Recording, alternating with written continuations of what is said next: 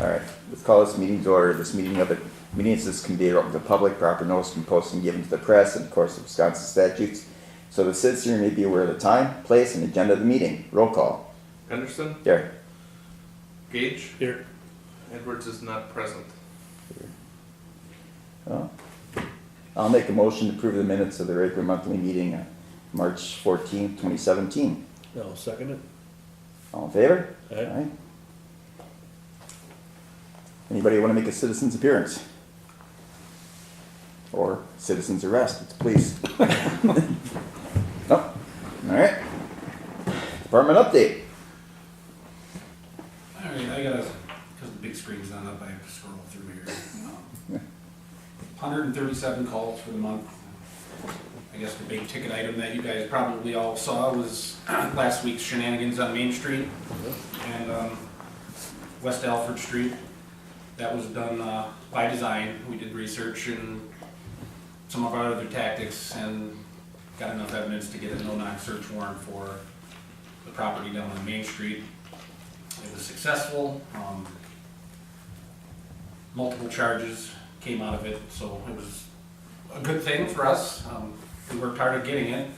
Got a lot of attention because of some of the equipment that came through, and that's just the way business is going to get done. In that particular case, I was even taken back by that MRAP that was in the mix, but that's how they haul their SWAT team, and so that's the way it's going to be. There was, what, 30 plus officers involved? 2 from Marshfield, 2 from Adams County, Clintonville and London, Weyauwega County, us, and there were a couple of maybe guys, I'm not sure where they were from. But it was successful, and we got a lot of positive feedback from people on going after these type of houses, so it was a success. And that, unless anybody has any questions on the calls for the month, that pretty much was the call for the month.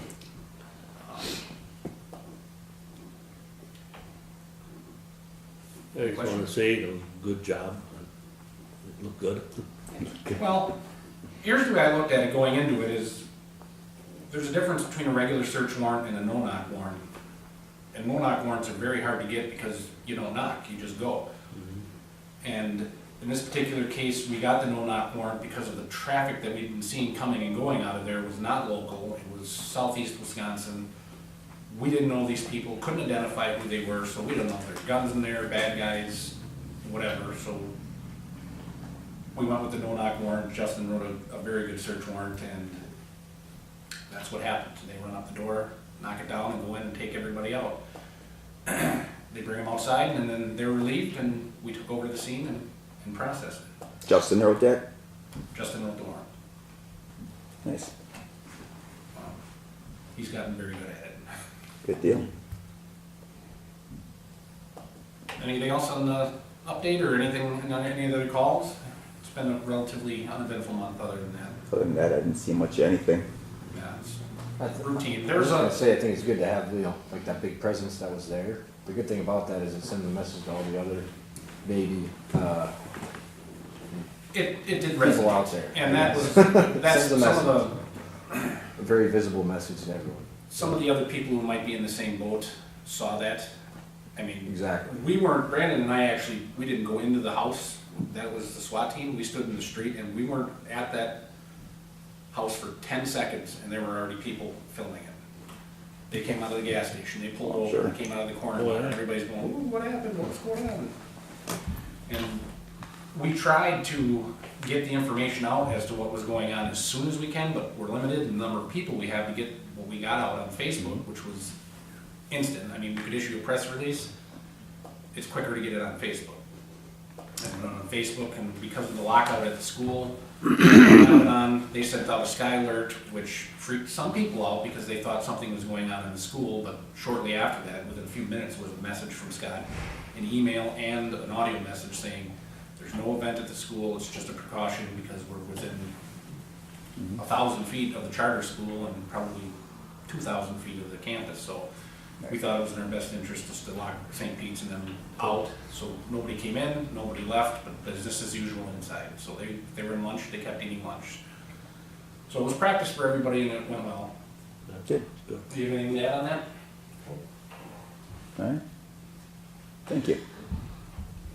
Can I make a comment? Council Sargent? Jerry, just to emphasize what you just said, there's everybody filming it. I just spent 3 hours at a Pierce drivers meeting.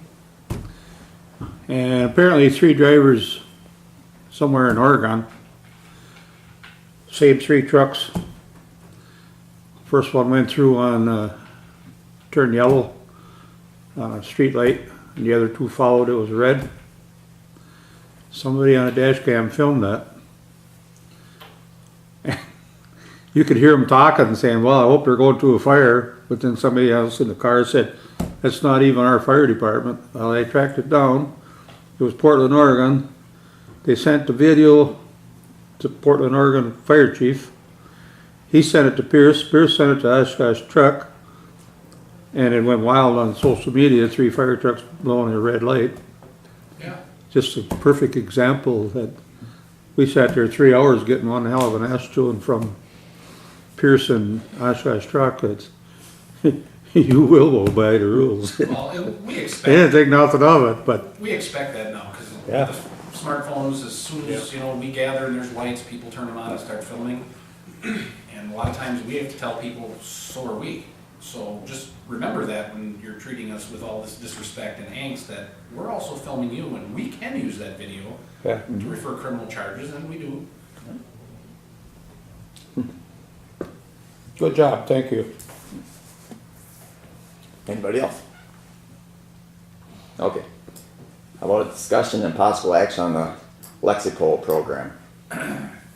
Hopefully everybody got to read through this. Lexipol is a company that is specifically geared towards creating policy manuals for law enforcement agencies, corrections, and I think they have their fingers in one other aspect of municipal government.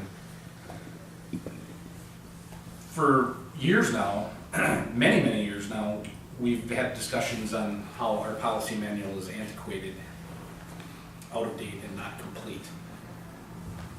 I fished around a little bit to get essential policies in place that need to be in place for core standards and other things, you know, Narcan. At the Police Leadership Foundation training, they're probably also at, well, maybe they weren't at Attorney General's, but Lexipol has a presence there, and what they do is they create policy manuals. So I ended up talking to this gal from Lexipol. I called her and said, well, here's our situation. We don't, as cops, as officers and administrators and command staff, don't have the expertise to write a policy because we can't make sure that it follows state statute exactly. Some do and some don't. I mean, a lot of state statutes influence the policies that we have. And of late, Brandon saw it at the Attorney General's conference, I saw it at the Chief's conference or meeting in Weyauwega. Talked to Jeff Schlueter from New London, and they had an officer-involved shooting. Just hearing what they went through was enough for me to say we have to address our policies here, because we will get eaten alive if we don't do something about it. To have a whole policy manual created and written for us in one lump sum by some of the other firms that are out there is $25,000 to $40,000, and it's a one-time deal. What Lexipol will do is, if we sign on with them for the annual rate of $22.87, they will create an entire new policy manual from ground zero. And I asked them, how do you do that? Because I know there's a bunch of copy and pasting, because then tons of officer or departments in Wisconsin use them. They fit it for our needs, and then they get it to us, and it goes in steps. So they may send 5 policies Monday, 5 on Wednesday, as they get them in, starting with high-profile ones, which are officer-involved shooting, use of force, that kind of thing. Once we get the policy, I read it, and all of their policies that they write for us reference the state statutes as necessary. Once I read it, I'll ship it over to Brandon, he reads it. This is all done electronically. We check a box, it goes back to them, they finalize it, and then we'll either bring it to the committee in chunks, which I think is probably the best thing to do because it's gonna be a big document for approval, and a lot of these are gonna be no-brainers because a lot of the policies you won't understand unless you can understand use of force or how to deploy OC or whatnot. Once we approve it at the committee level, I'm assuming we have to go to, would it go to council or is that where it would end? Yeah, for council, not tonight, but. No, I'm talking each policy when they come through. He's talking if we get it and they write it, and we have to review it and approve it. Yeah, the city council has to approve Okay. policies, yeah. Then what we'll probably do is approve them in chunks so that they're constantly getting put into place. And once the document is done and complete, as state statutes change, they will notify us of the changes and augment the policy that's been written and approved to adapt it to the state statute.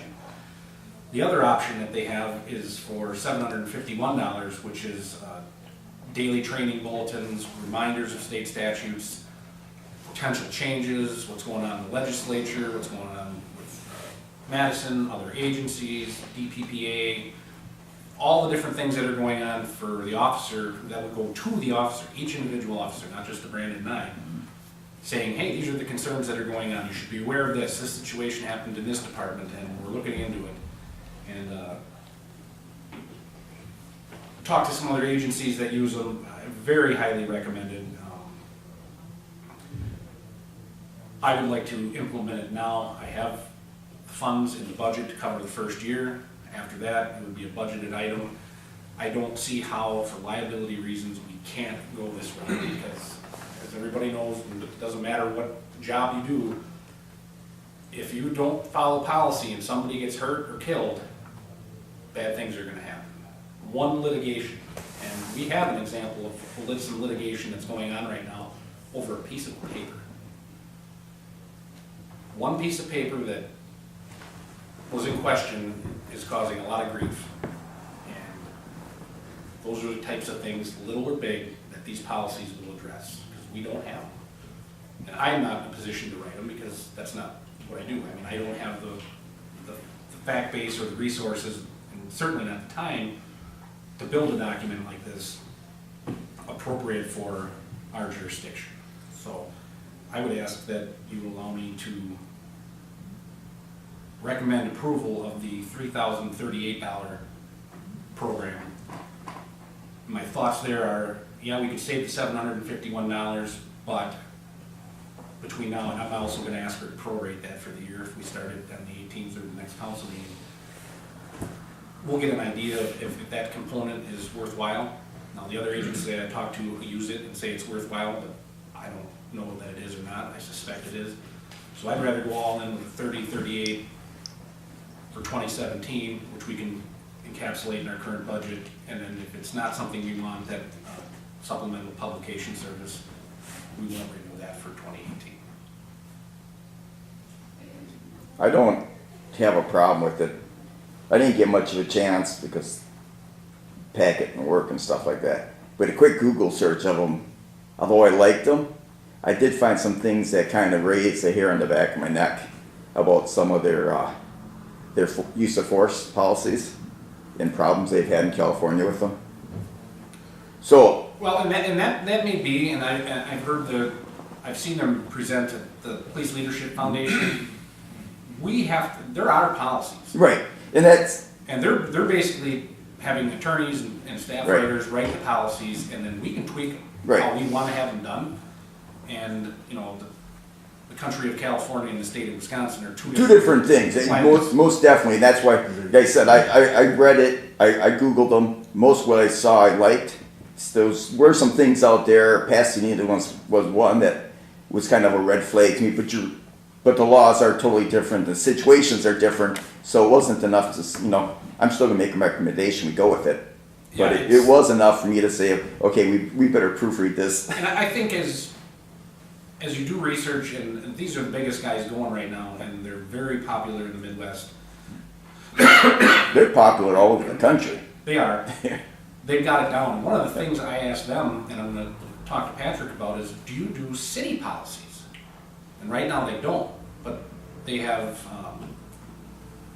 an executive on staff that's trying to look into municipal, like for the city policies and procedures downstairs and public works and whatnot as a broad spectrum. They are leaning towards that, but right now they're trying to perfect just law enforcement. So I think this is the way to go. It's gonna be a lot of work on our part to get it done, a lot of work on the committee to get it pushed through, and a lot of work for the council, and a lot of reading for people, because this is gonna be a several hundred-page document. But, no, I mean, but the policies is something that Jerry and I have been talking about for a number of years now. Is, I think the opportunity to complete all of our policy manuals This is would a be a great- worthwhile event, right? It's something, I can see getting it done like this, so. My only question is there any type of, dumbed down version that they give you to help with training? Because I mean, it's gonna be hard to trickle down to the lowest level with, reading through a 100-page or even if it's 20 pages at a time and making sure the right message goes across on, okay, use of force, these are the key items that you gotta pull out of this as the officer that may No, be involved. when the completed policy is done, and whatever policy gets approved by us, the officers get that policy electronically, and they know, however that web-based notification goes, that they've read it, and that's their electronic signature that I have the policy. Okay, so it's tracked through the system that they They have. get read. any Right. changes that happens, and when those changes happen, they Perfect. acknowledge it. I just wanted to make sure there was something in there because I just worry about, especially with part-time people and things like that, how do we know that they've gone through the policy and gotten all the information? Well, that's a good question, because once the document is complete in its entirety, that's factored into the 16-week FTO. They go through all the policies Okay, and procedures and how to do things, so okay. it may take a little bit longer, because this is gonna be a bigger document, but Yeah, it's a no-brainer. their website was really good in explaining what they do, how they do it, There's also a component, I believe that's included in this, that we can set up where every login for each computer that the officer is assigned into, an immediate pop-up will come up where it will select a certain policy, you have to read a paragraph and answer a question with Right. regards to that policy, so there's daily training. There's a on daily policy test on that, procedures. on Nice. what their toolbox talk of the day was. Exactly. I know they didn't call it toolbox talk, that's a OSHA thing, but Yeah, they have something the same. same So, idea. Good. all right, so that being said, I'll make a motion to approve a one-year subscription to Lexicool for $3,038.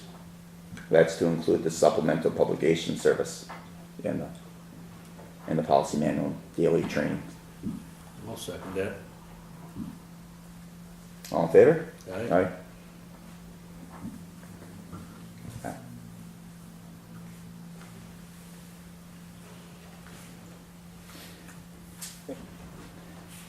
I gotta scroll back up now since I don't have That's it. what I had to do.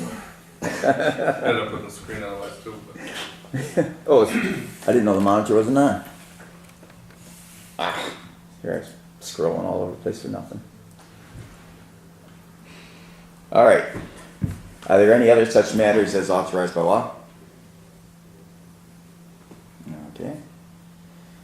Well, then I'll make a motion that we move into closed session pursuant to 19.85 subparagraph 1 subparagraph C of Wisconsin statutes for consideration of employment, promotion, compensation, or performance evaluation data of any city employee who is subject to the jurisdiction or authority of the council of the city. The reason for the closed session is to discuss police department staffing and compensation. The committee may choose to reconvene in open session at the completion of the closed session in order to take action on items from the closed session. I'll second. Okay, roll call. Gunderson, Aye. Gage,